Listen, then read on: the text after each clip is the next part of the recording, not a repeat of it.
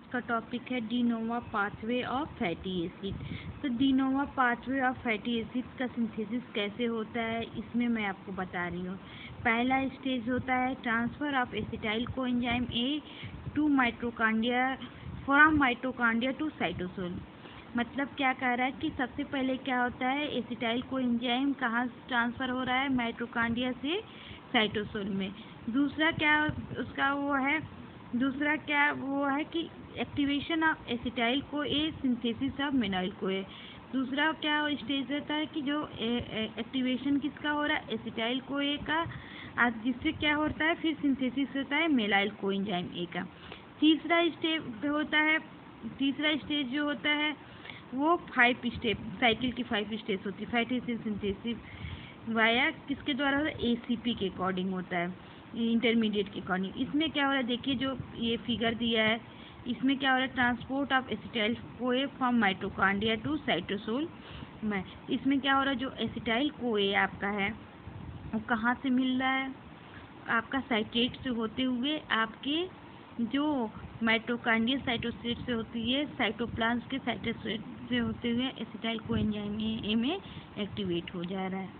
फिर आपका जो जैसे आप फिर जो एसिटाइल को एक कहाँ से बनता है, आपका साइटेट कहाँ से बनता है, पायरुवेट जो होता है ऑक्जेलो एसीटेट में कन्वर्ट हो जाए, फिर साइटेट में कन्वर्ट, ये माइटोकॉन्ड्रिया में सिस्टम होता है।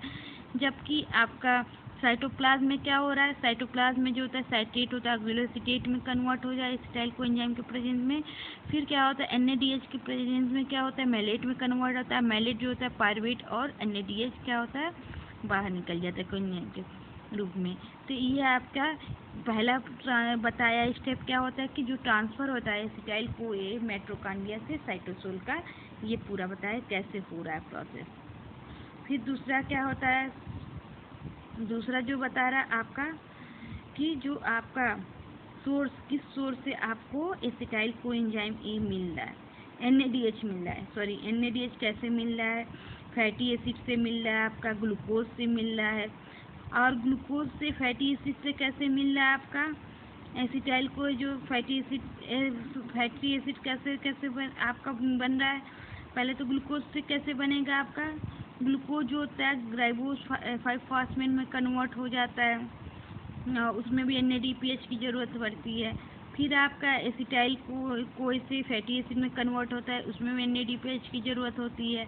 फिर जो आपका साइट्रेट है, साइट्रेट जो होता है दो में कन्वर्ट हो एसिटाइल कोएंजाइम ए में, ऑक्जेलो एसीटेट में। फिर ऑक्जेलो एसीटेट से मेलेट बनता है, मेलेट से आपका पायरुवेट बनता है।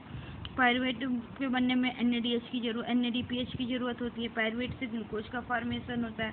अगर ग्लाइकोलिसिस होगा तो ग्लाइकोलिसिस में फिर पायरुवेट से पायरुवेट जो होता है माइटोकॉन्ड्रिया में आता है, ऑक्जेलो एसीटेट एसिटाइल कोएंजाइम में कन्वर्ट होकर साइटेट में होते हुए आपका बाहर निकल जाता है। फिर क्या होता है, जब ये हो जाता है एसिटाइल कोएंजाइम ए एक्टिवेट हो जाता है, तो फॉर्मेशन किसका है, मेनाइल कोएंजाइम ए का होता है। एसिटाइल कोएंजाइम ए कार्बोक्सिलेज के में। फिर इसमें क्या होता है, जैसे मैंने आपका मेनाइल कोएंजाइम ए दिया है, जैसे आपका क्या हो रहा है, एसिटाइल कोएंजाइम ए में हो रहा है, चेंज हो रहा है। जैसे आपका ई बायोटीन है, ई बायोटीन कोएंजाइम में हो रहा है, एसीटेट में हो रहा है। फिर आपका ADP जो हो रहा है, ATP में फॉस्फेट मॉलिक्यूल में कन्वर्ट हो जा रहा है। फिर बताया था आपको जो आपका मेन जो 5 स्टेप है, पहला इसमें क्या होता है, जो फैटी एसिड सिंथेसाइज होता है, कंडेंसेशन का 2 बार रिपीट होता है प्रोसेस। मेनाइल कोए डेराइव यूनिट होती है मेनाइल कोए की। पहला कंडेंसेशन प्रिकर्सर होता है, फिर रिडक्शन होता है, डिहाइड्रेशन होता है, फिर रिडक्शन होता है। इसमें क्या हो रहा है, जो मेनाइल कोएंजाइम ए है वो किस में कन्वर्ट हो रहा है, मेलाइल ACP में कन्वर्ट हो रहा है। किन से, मेलाइल कोएंजाइम ए ACP ट्रांससाइलेज एंजाइम के प्रेजेंस में। फिर मेलाइल ACP जो होता है वो आपका 3 कीटो एसिटाइल ACP में कन्वर्ट हो रहा है। 3 एसिटाइल ACP किस में कन्वर्ट हो जा रहा है, रिडक्टेज एंजाइम का मतलब रिडक्शन हो रहा है, OH ग्रुप में कन्वर्ट हो जाएगा। OH ग्रुप में फिर डिहाइड्रेटेज मतलब कि वाटर मॉलिक्यूल बाहर निकल ट्रांस गामा इनोलिन ACP बनता है। फिर आपका इनोलिन ACP जो होता है रिडक्टेज के प्रेजेंट में क्या होता है कि फिर आपका वाटर मॉलिक्यूल एक और बाहर निकल जाएगा और आपका एसिटाइल ACP में कन्वर्ट हो जाता है।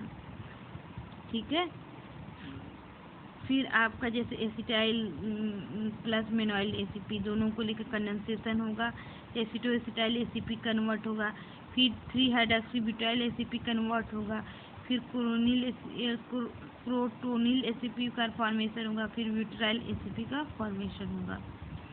फिर फैटी एसिड जो एक्टिवेट होगा वो एसिटाइल कोएंजाइम E में एक्टिवेट हो जाएगा। ठीक है, आज के लिए बस इतना ही।